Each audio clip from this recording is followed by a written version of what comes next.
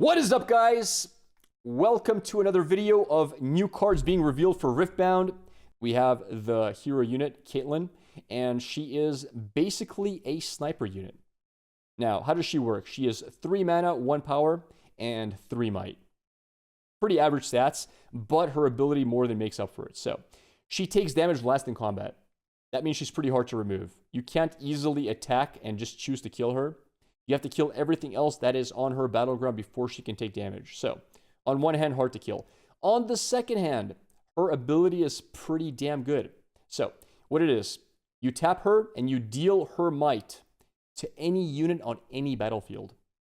Now, you have to have her on a battlefield to do this. So, she's a sniper.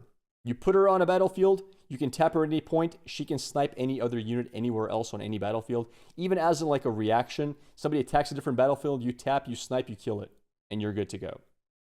Very, very, very strong. Not only that, she is in green, and we know green has quite a few ways to buff units. So, even though she only has 3 might, she can get more. You can buff her, tap her, then use her to remove units. Even on top of that, well, you can protect her in other ways as well. Like if you try to remove her, you can buff her HP, etc. Following up, we have this card called Block. Now, this translation is not that great, but basically what it is it is a 2 mana. It is a hidden card. You can pay 1 power, hide it, and what it does is, when you reveal it, or if you play it for its mana cost, you give a unit taunt, which means it has to take damage first, tank, whatever, and you give it +3 if it is defending. So, this is a defensive card.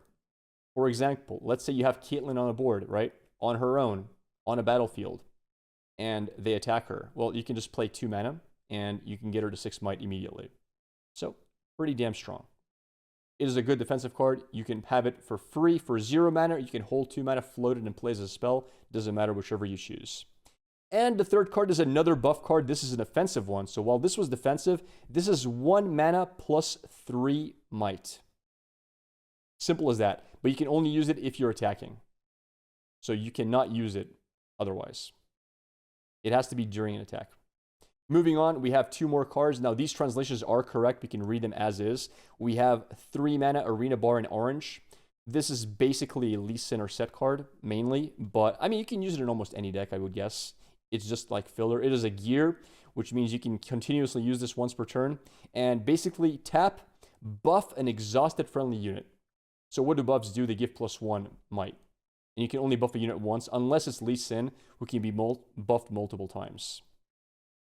Also, there's a lot of cards that interact with buff. So, for example, buffs are used to give units basically invulnerability in set decks. Certain set cards scale off of how many buffed units you have. And whenever a unit enters the game anyway, it starts off as exhausted. So, if you have this on board, every time you play a unit, you can tap it, you can buff that unit. So, it is a free source of buffs every single turn. Starts off a bit slow, ends up pretty strong, and gives you a lot of value endgame. So, probably a very good card to add in buff decks. I don't know yet. We have to like test it out in game, but my assumption is this card is pretty good. Also, it's pretty easy to get. Like, the rarity is super easy. All of these are actually easy to get, except for Caitlyn, but then again. And we have one last card. We have Herald of Scales. It is a 4 mana, 3 might ramp card. What it does is it makes all of your dragons cost 2 less to a minimum of 1. Now, we were looking at some cards talking about whether this is good. I was comparing this card to, where's my friend here? To Catalyst of Aeons, which is basically you gain 2 extra mana, right? And it can also cycle itself endgame. The reason why this card is probably better in every dragon deck is twofold. First of all, even though it's only 3 power, as long as you don't play this on the battlefield, it's pretty hard to kill. It is 3 might. It is also 3 might, which means you can use it for combat once your hand has no more dragons. So it is a unit, which is useful. And the most important thing, if you're playing a ramp deck, it means you're playing a lot of very high mana cost, strong units, which means you're not flooding the board.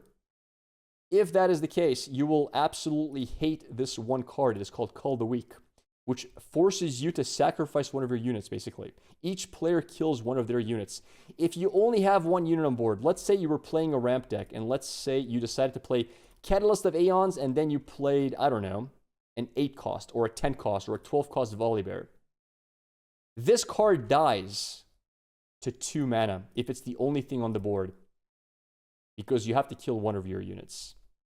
So, with that in mind, it is really good to have sacrifice fodder on your bench, on your board.